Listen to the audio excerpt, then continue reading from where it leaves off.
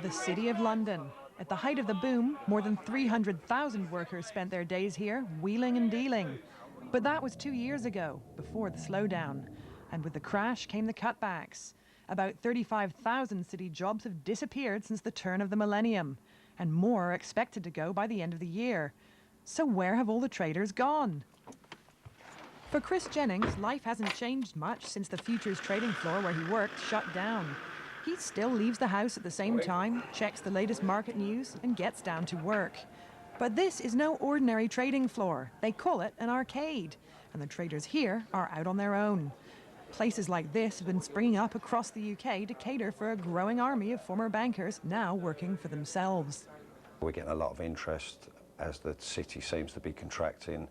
You know, a lot of guys are getting laid off up there, and we're just generally there's more and more interest for people trading their own books, their own accounts. One of the biggest arcades is Schneider Trading in the heart of London's financial district. The location gives dealers a familiar environment and allows them to continue their old routines. There is still that feeling of going to work. They got the 620 from South London, and they've always got the 620 and they're comfortable with it. If you ask any successful trader, the key to trading is discipline.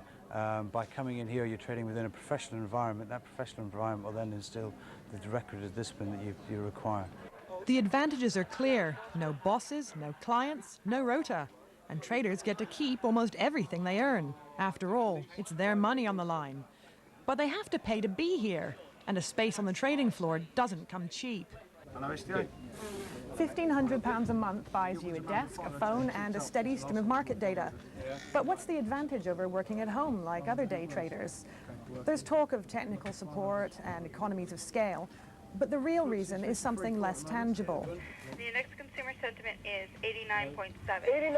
89.7! The buzz of the floor. This is a profession that runs on adrenaline and rumour. City dealers need the excitement and energy of the trading pit.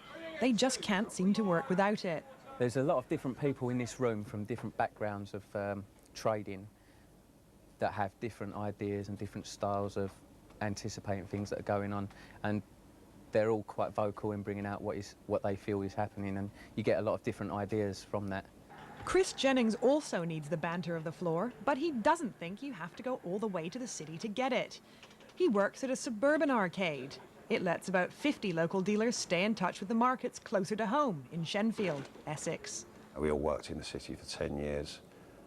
Now, you know, it's quality of life. We can spend more time. You know, you can cut 2 hours off your day. You know, you get to see your kids when you're local.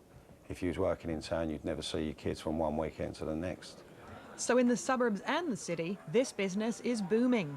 Layoffs may have left traditional floors with rows of empty chairs, but the arcades are doing a brisk trade.